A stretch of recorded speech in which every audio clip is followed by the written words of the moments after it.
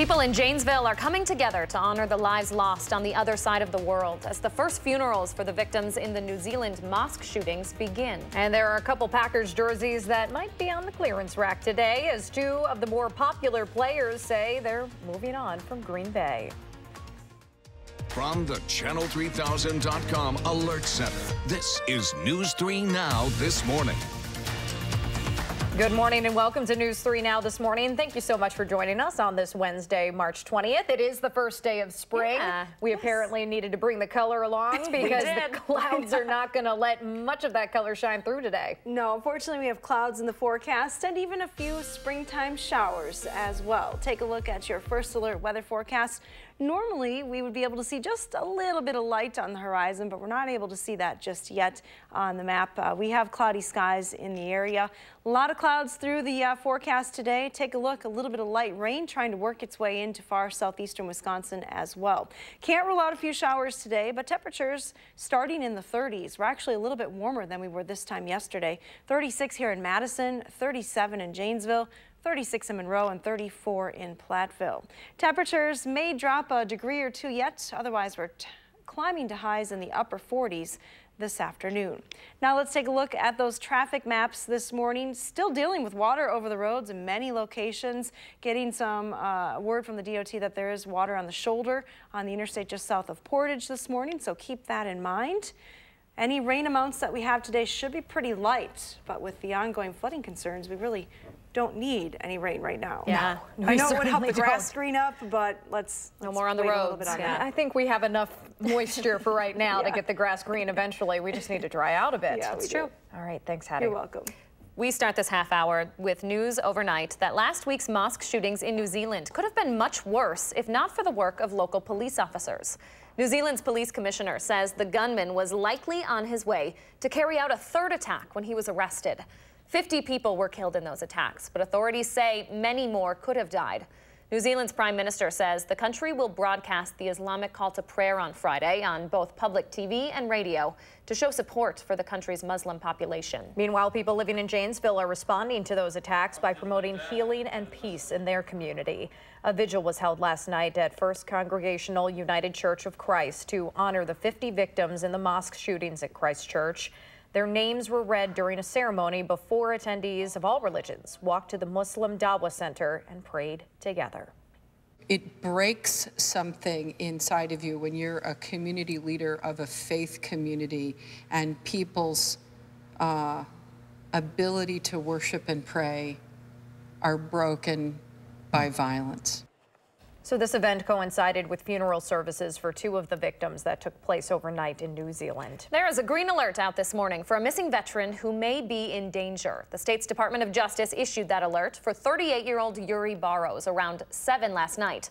Burrows was last seen at his home in Green Bay Monday evening. He drives a gray 2010 Toyota 4Runner with the military license plate EWARFR. You can see a picture of Burrows right there. He's just over 6 feet tall and around 210 pounds. Anyone with information is asked to call the Green Bay Police Department at that number on your screen. It's also up over on Channel3000.com. Down in Rock County this morning, people living in the town of Milton are happy to hear the Rock River is expected to crest and start receding later on this week. Officials say floodwaters are close to moderate stages around there, but neighbors say they were prepared for that when they heard about the snow melt. You may remember the Mallwood subdivision was one of the neighborhoods most affected by last summer's heavy rains. The Rock River is expected to crest around 12 feet this time around. The record high was 18 feet. That was set back in 2008. So with some major roads still washed out across our area, it might be worth calling some of your older relatives and neighbors to make sure they have access to the medications they need. Anyone affected by the latest round of flooding who's enrolled with United Healthcare can actually get some help getting early refills. Then a national behavior services company called Optum is providing free emotional support to anyone who might need it. That toll-free line is open 24/7 for as long as it's needed. The people working there are mental health specialists who can help people with stress and anxiety linked to this flooding. The number's there on your screen, 866-342 6892. Okay, here's a number that might get your attention. Some 23 million metric tons of salt is dumped on roads across the country every winter. And researchers say all that salt is causing a growing problem for Wisconsin's lakes. Josh Breiter is live at Olin Park this morning with the details. Good morning, Josh. Good morning, Leah. Studies show Lake Mendota has about 25 times the amount of salt concentration it had 80 years ago when we didn't put salt down on the roads. Lake Monona even more because of its smaller size. Researchers say if we don't do something different soon, the quality of our lakes are going to continue to go down. Once those lakes thaw out here in the coming weeks, researchers will be able to test the water to see exactly how much impact there is this year. It's hard for them to predict right now because we had such a quiet start to winter, but then of course we got slammed with constant snow and ice in February and early March. It was then many municipalities like Madison had no choice but to use salt when they normally don't. UW limnologist and assistant professor Dr. Hillary Dugan says you can think of salt affecting lakes like salt affects humans. Some of it is okay, but lots of it starts causing problems. Everything that lives in a lake is adapted to a freshwater environment. And so just animals physiologically don't have the mechanisms to get rid of that salt from their bodies because they never had to deal with it in the past. And so the more salt we put in a lake, the more we're just stressing out anything that's trying to live there. Dr. Dugan stresses that there has to be more of an effort to reduce the salt load. She says it's not that we have to stop using it, we just need to be smarter about where we put it and how much we're putting down. But she says we obviously have to balance that with public safety. She says we at home have a vital role in this problem. Get this. More than 50% of the salt being put down comes from us as homeowners and businesses, not those just coming from those city, county, and state plows. So that's a number right there that I think we all should be kind of looking at when we go into next winter especially. We just need to kind of lighten that salt load a little bit. And Dr. Dugan says that we really don't need to put that much salt down. A lot of times we're putting way too much down for those areas. So some things to think about if we want to protect our area lakes, which we're all looking forward to use this summer. Yeah, exactly. Really surprising numbers, and it's something we can all get behind, protecting our area lakes. All right. Thank you, Josh Breiter, for that report. 6:07 right now. So some of you may have seen this coming, but Aaron Rodgers will no longer have Randall Cobb as a target or Clay Matthews beating up on the opposing quarterback. Cobb reportedly has a one-year deal worth $5 million with the Dallas Cowboys. Cobb scored 41 career touchdowns as a Green Bay Packer, but only played in 9 games last year because of a hamstring injury. Meanwhile, Matthews, who, by the way, made that announcement himself on Twitter, has a 2-year deal with the Rams worth $16.75 million, according to the NFL Network. Matthews is the Packers' all-time sacks leader. He played with Green Bay for 9 years and was a first-round NFL draft pick back in 2009. So there is still time to sign up for a competition this weekend that will have you quoting Ben Stiller and Vince Vaughn every chance you get. We're talking about dodgeball.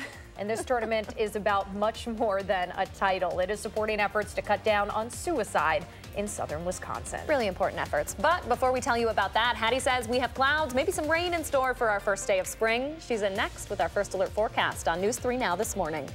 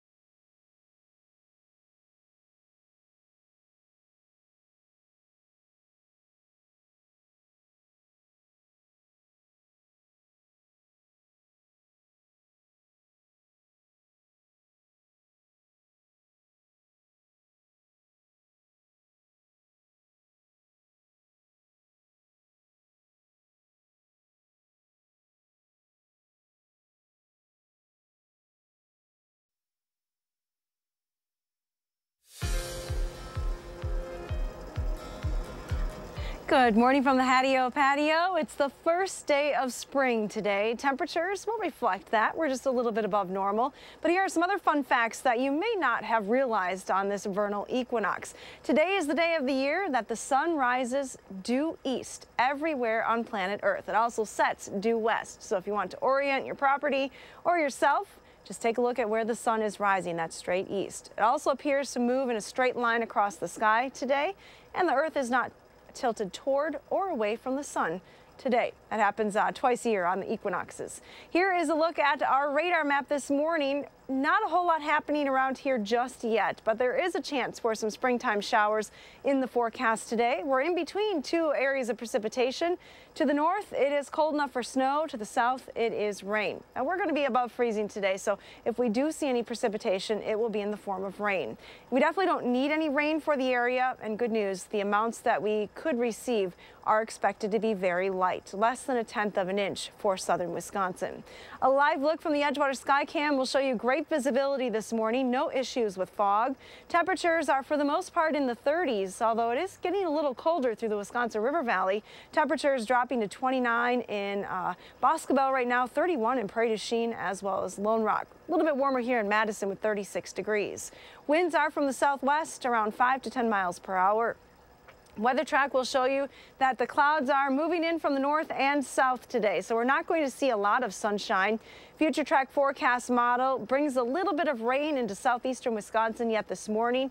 Then this afternoon, as a cold front moves through, there's another chance for a few showers across the entire area. Again, any showers are going to be on the light side. High temperatures will still be in the upper 40s today. We'll drop back to 30 tonight, then a lot of sunshine in the forecast for Thursday, Friday, and Saturday. Temperatures will be right around 50 degrees. Overall, we've cooled things down in that extended forecast with those high temperatures. Due to Canadian high pressure building in next week, looks like highs will be in the 40s on Monday and Tuesday. Now let's get a look at your News 3 Now First Alert traffic with Josh Tim. Good morning, Josh. Yeah, it's a quiet start on the Beltline this morning. No delays showing up yet in either direction at this point. Looking at some other routes here in Dane County, there are still some roads flooded in the area. Make sure you check your route today. And the usual brake lights on Stoughton Road approaching the Beltline ramps. No issues downtown on campus. Look for things to pick up over the next hour or so. And other main routes, including the interstate, they're still cruising along at the usual speeds. With your First Alert traffic, I'm Josh Tim. Thank you, Josh. And of course, thank you, Hattie. So suicide is not a comfortable topic to bring up, especially in communities where everyone knows everyone and there might not be as many resources. But one group in Iowa County has taken on the tough task of getting people in more rural towns talking about mental health. Susan Springer-Judge has been at the forefront of that effort. She's here to talk about ways you can help too. Thanks for joining us. Thanks for having me. Yeah, of course. Let's start with your coalition. Why did you start this? Did you see a need, particularly in rural communities? Yeah, I did. Actually, in 2012, I lost my brother to suicide, and I started the coalition in 2014. And we actually started out in Iowa County, but we've expanded to total of 7 counties because of the need, and people just kept asking for trainings and help and awareness in their areas. What are you hearing from people when they ask you about it? They just want to find ways to talk about it, to break down the stigmas that people don't feel they can talk about suicide because it's an embarrassing, it's shameful, and that's not what it should be, especially with all of our military coming back with the post-traumatic stress, with our farmers and the finances and everything, and just any mental health issues. They should be able to talk about it and feel comfortable talking about it. So in your years doing this, have you been surprised by the willingness of people to open up about this? Pleasantly surprised, actually. The first thing I did was a basketball game. One of our awareness things was a basketball game in Dodgeville where we had all the shirts that we gave away to the players and everything. And I was waiting for the backlash to come back, and it never did. Everybody was really excited that we were talking about it in a fun way. It wasn't because it's a heavy subject, obviously. It's a very heavy subject. And yeah, we got it out there in a fun way to the youth and their parents, and that's what we keep doing. Yeah, important. Yeah, we're taking a look at some pictures from last year's event. Our very own Danica Lewis was there as well. I wonder if we have any pictures of her. No, I took these, so. There you go, there you go. I was behind the camera this time. Yeah, you'll be back this year, though. And in our presence is this massive trophy. Yes, this is a first place trophy. We have to show the big reveal. Yeah. Look at that, you work hard right there. Good encouraging thing to try to win on Sunday. We need more teams. Yeah. So I hope people go on our website and register. We would love to have more teams. I mean, Look at this. If that doesn't convince you, nothing will. And we are talking, just in case people didn't notice in the pictures there, we are talking dodgeball here. Right. Yeah, Dodgeball. 5-on-5, right? Can you give some details? 5-on-5, it's co-ed, so you have to start out your games with at least 2 males and 2 females. Yep. You can have a couple on your bench, but you can't sub anybody in until the next game. It's a lot of fun. It's a lot of fun. So everybody has a good time, and the money all goes towards suicide prevention. How can you beat that? Yeah, and that's, I was going to add, you know, specifically you guys are trying to do a radio PSA, making sure that you can do exactly what you were mentioning with the basketball games, handing out information and making sure that's getting out there, and then this training that you guys are doing. Yes. Yeah, the QPR trainings, it's question, persuade, refer, and it's going really well. We've been doing it for the last couple of years. We're training EMTs, police officers, teachers, anybody in the community that want to come, and we're having a lot of success. We just want to keep it going, keep the motivation rolling.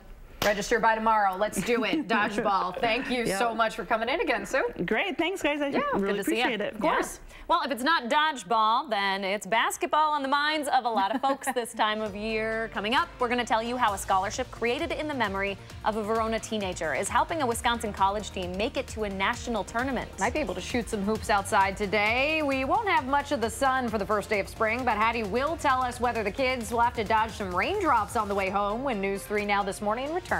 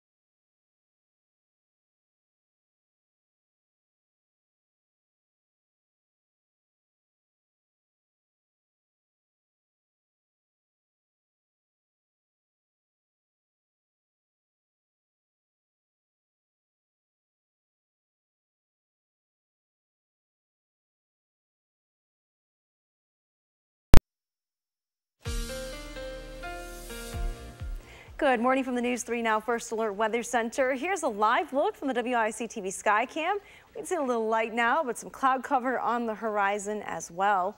Take a look at Weather Track. It shows you quite a few clouds in the area, especially north of Madison. Pretty cloudy start to the day. There is a chance for a little bit of light precipitation today as well. South and east of Madison this morning, then across the entire area this afternoon.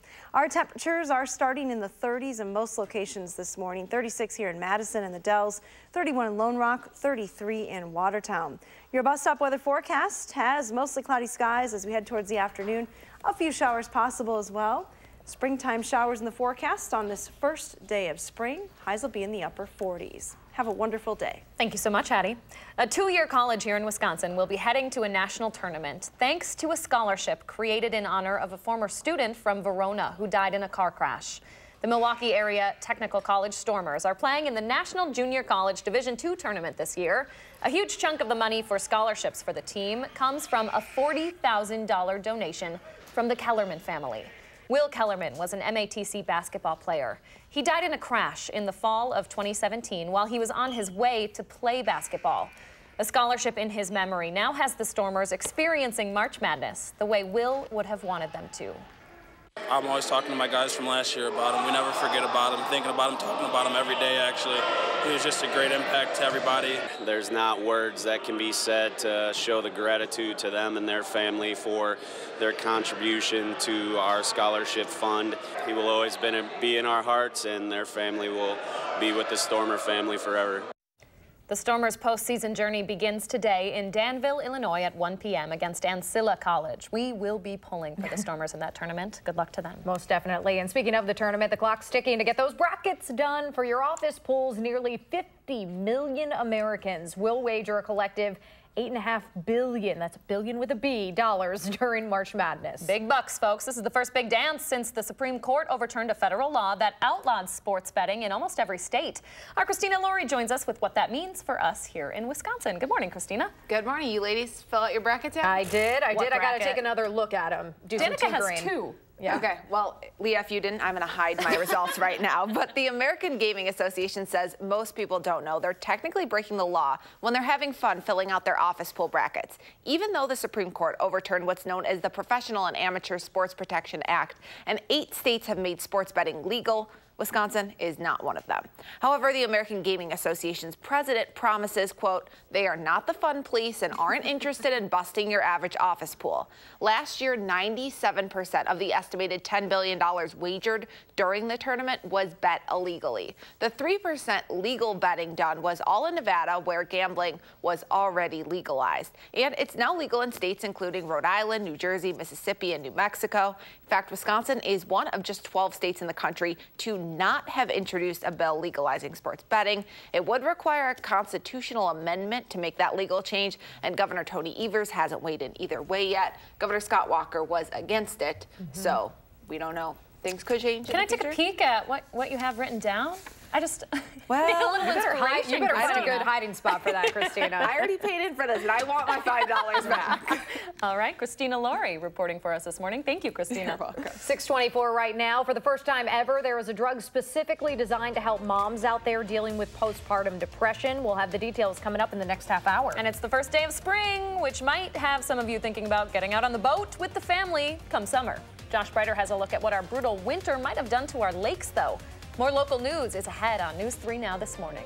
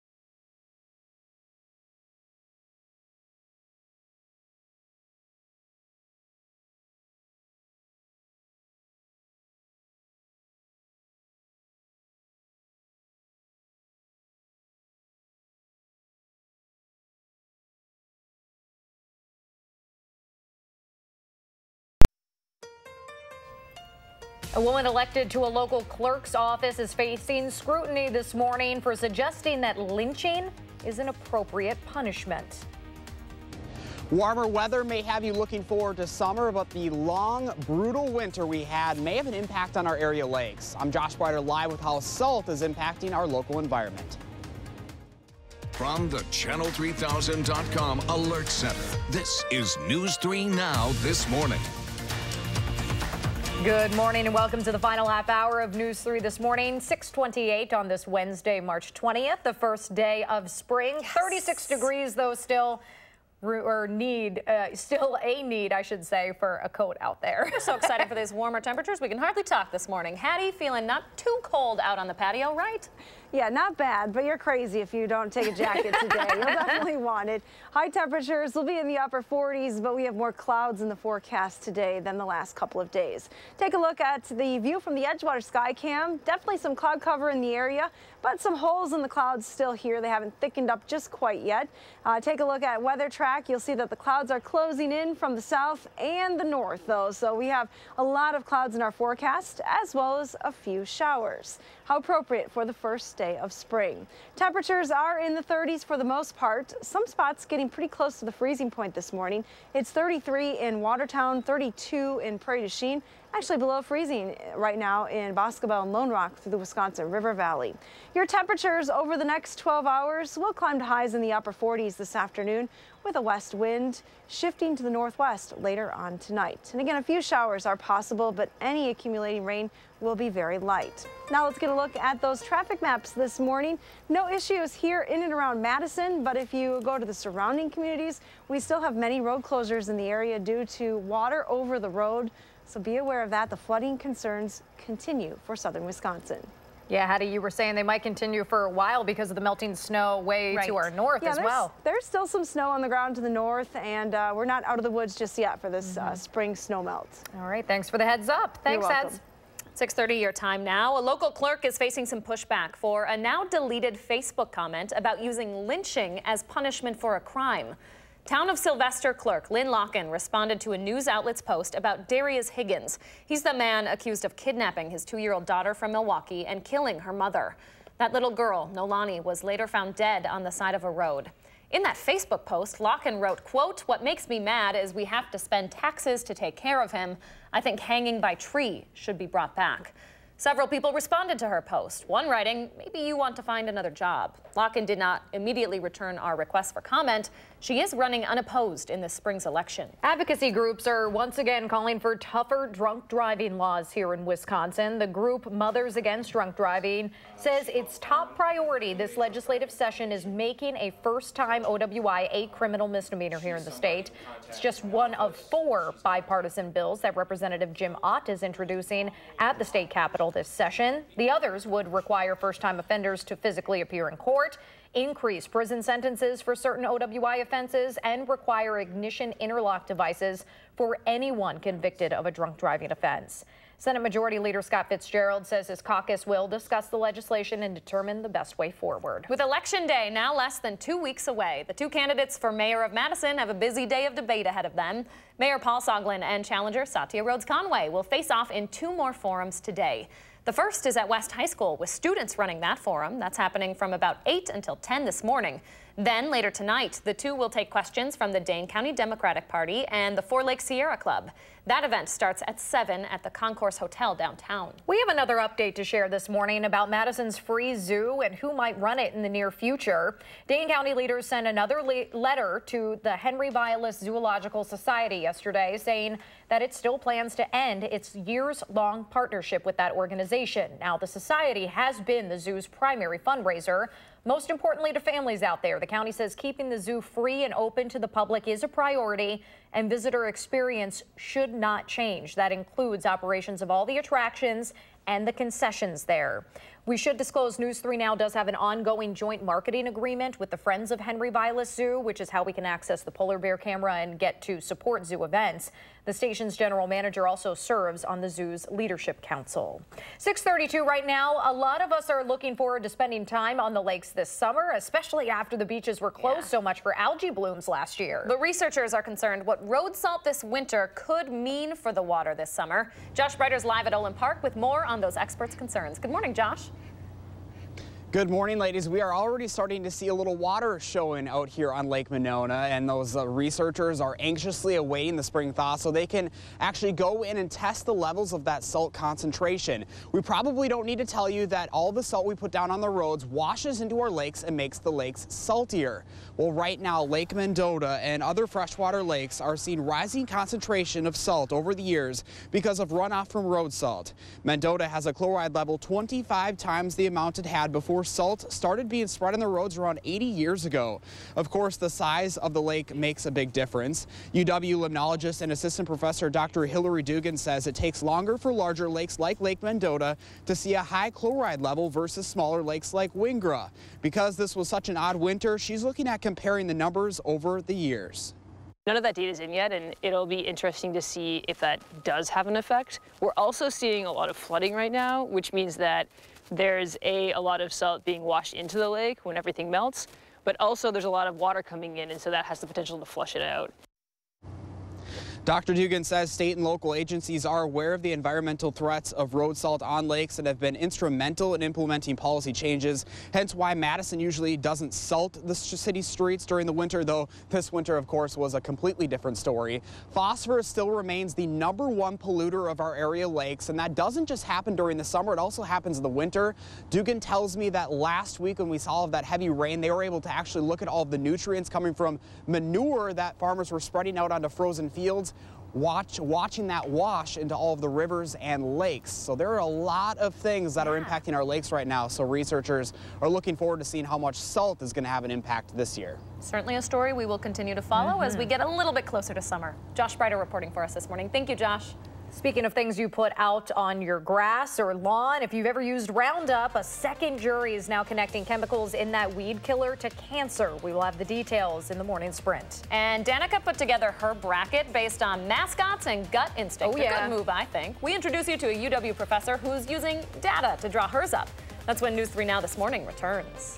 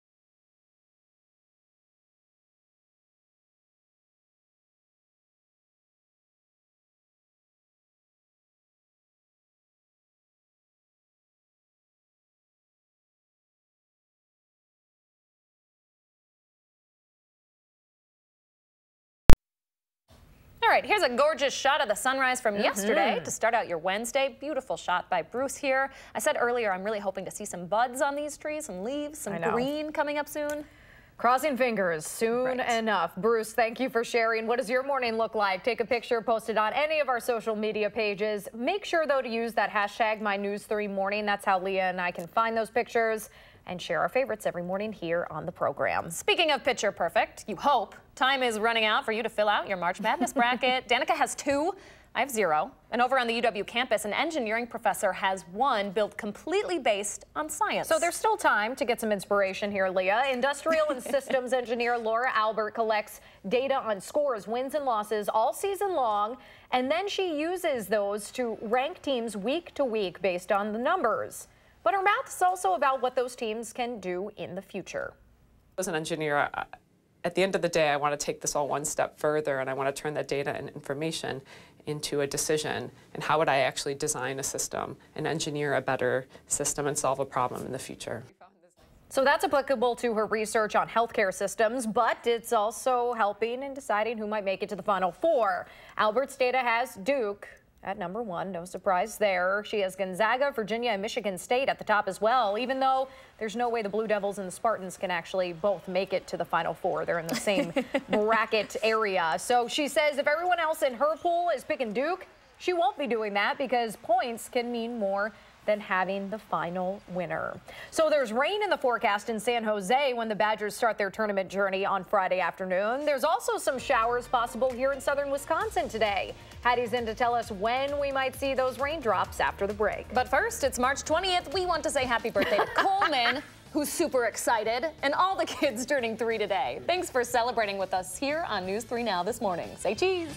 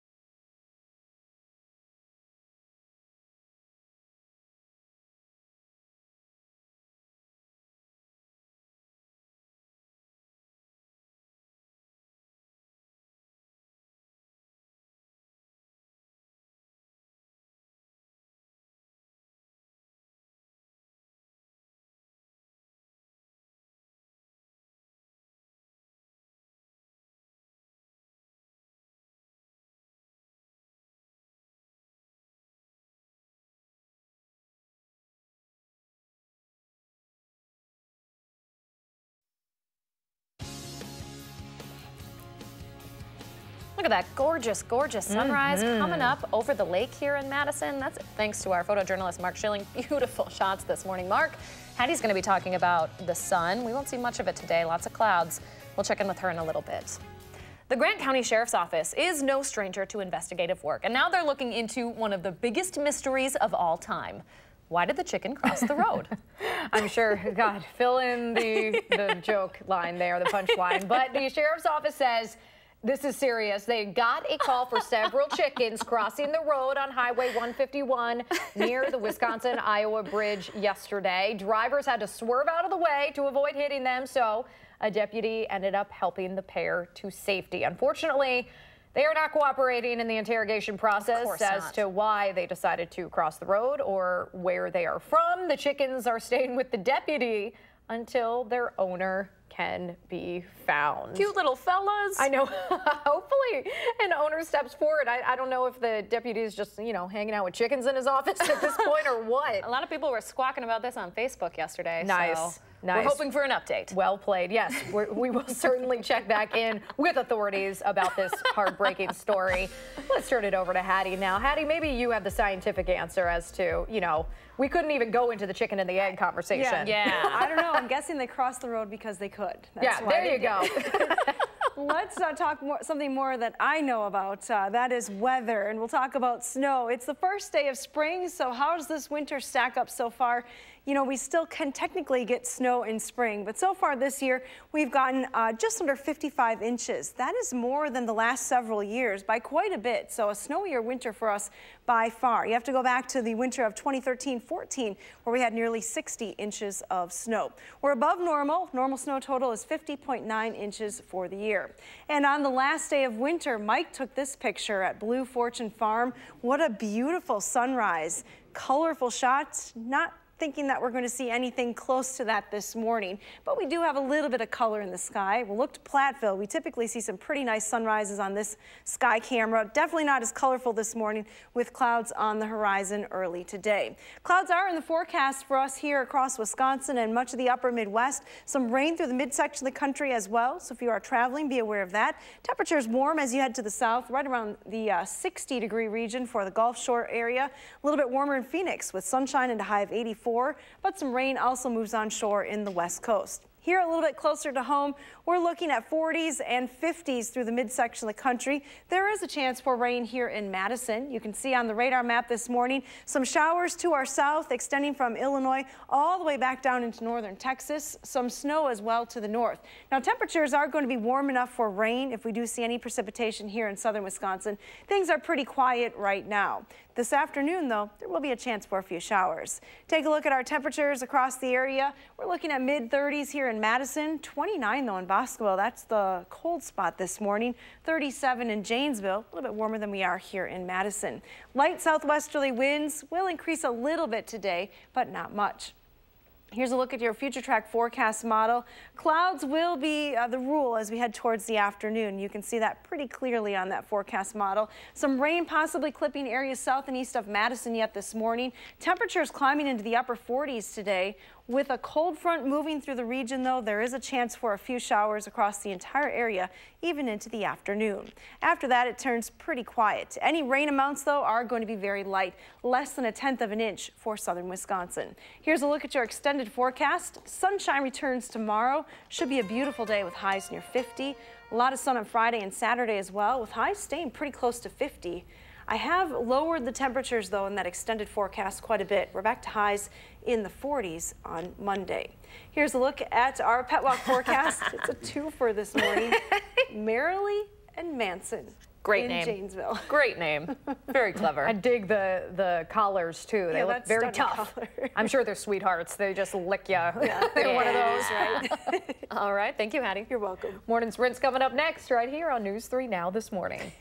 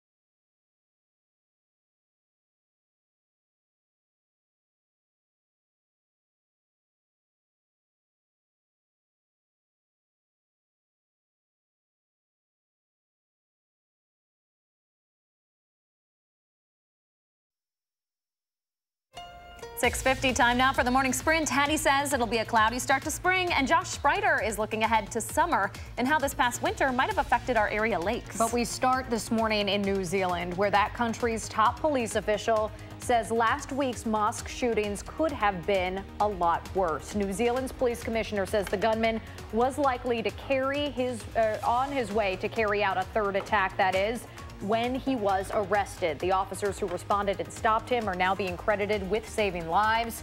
Funeral services for the 50 people killed in those shootings began overnight in New Zealand. Meanwhile, people in Janesville gathered last night for a vigil in honor of those who lost their lives in New Zealand and to promote healing and peace within their own community. Both Muslims and Christians joined together at the United Church of Christ before walking to the Muslim Dawah Center for a call to prayer. Just into the Channel 3000 Alert Center this morning, a major chemical fire that's burned for days near Houston is officially out. Crews are continuing to use foam and water to prevent the fire from reigniting. That fire started at a chemical plant that is used to store gasoline-based products. Officials have been monitoring air quality around that plant and insist that the thick black smoke that's been going into the air for days does not pose a threat to the public. They say the plume carried any contaminants high above the ground, so they're not actually harmful to anyone's health. Flooding concerns continue across much of the Midwest, including here in Wisconsin. In Rock County, the National Weather Service says the Rock River should crest sometime later this week, right around 12 feet. County leaders say floodwaters are close to making their way into the moderate stage. The record high was set back in 2008 at 18 feet. There is a chance for a few showers in the forecast today. We have some rain to the south and some snow to the north. In between, quite a few clouds here in southern Wisconsin. Those few showers possible, but any accumulations will be very light. High temperatures today in the upper 40s this afternoon. I'm Josh Butter live in Madison, where researchers are anxiously awaiting the spring thaw so they can test how much this winter's salt is impacting our fresh water sources. UW limnologists say you can think of salt affecting lakes like salt affects humans. Some of it is okay, but when you have a lot of it, it starts causing problems. Studies show Lake Mendota has about 25 times the amount of chloride it had before salt was in use around 80 years ago. Experts stress that there has to be more of an effort to reduce the salt load, balancing the use with that of public safety. Phosphorus is still the #1 polluter for Madison lakes. Josh, thank you. For anyone who uses Roundup on a lawn or garden, a federal jury in California is now ruling the popular weed killer was a substantial factor in causing a man's cancer. The 70-year-old sued Monsanto, saying he developed non-Hodgkin's lymphoma after using Roundup for years.